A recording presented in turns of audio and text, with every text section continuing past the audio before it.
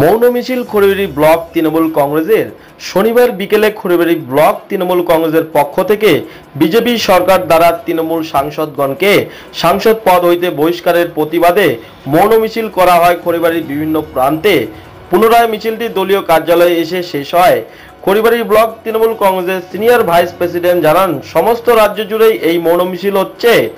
সংসদ ভবন থেকে তৃণমূল সাংসদদের অনৈতিকভাবে বিজেপির সরকার যেভাবে বহিষ্কার করছে, জনপ্রতিনিধিদের বহিষ্কার করা মানে গণতন্ত্রের আঘাত হানা।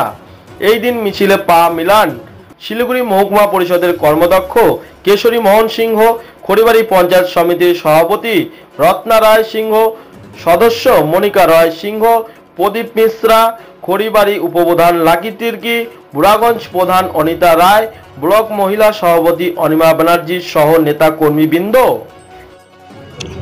আমাদের এই মৌন মিছিলটা আসলে এটা আমরা রাজ্যব্যাপী আমাদের নির্দেশ আছে। সেই নির্দেশ অনুযায়ী প্রত্যেকটা রাজ্যের প্রত্যেকটা মহকুমা, জেলা পরিষদ যেখানেই হোক, প্রত্যেকটা ব্লকে এবং বন্দরেও এই মৌন মিছিল হবে বা হচ্ছে বা হয়েছে। তো এটার মূল উদ্দেশ্য আজকে আমাদের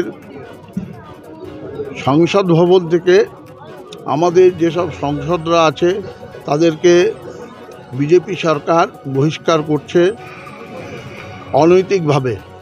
যারা আমরা যাদেরকে প্রতিনিধি হিসাবে পাঠিয়েছি তাদেরকে যদি বহিষ্কার করা হয় তাহলে আমাদের গণতন্ত্রের উপরে আঘাত হানা।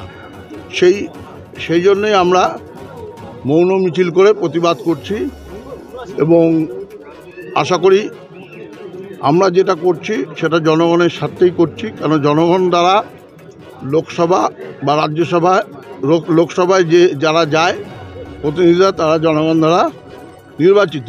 তো তাদেরকে যদি সরিয়ে দেয় তাহলে আমাদের কথা কি করে লোকসভায় যাবে বা রাজ্যসভায় যাবে। এই কারণে আমরা মৌন মিছিল করেছি। এটা আমাদের রাজ্য এবং জেলা স্তরের নির্দেশ, সেটা আমরা পালন করলাম।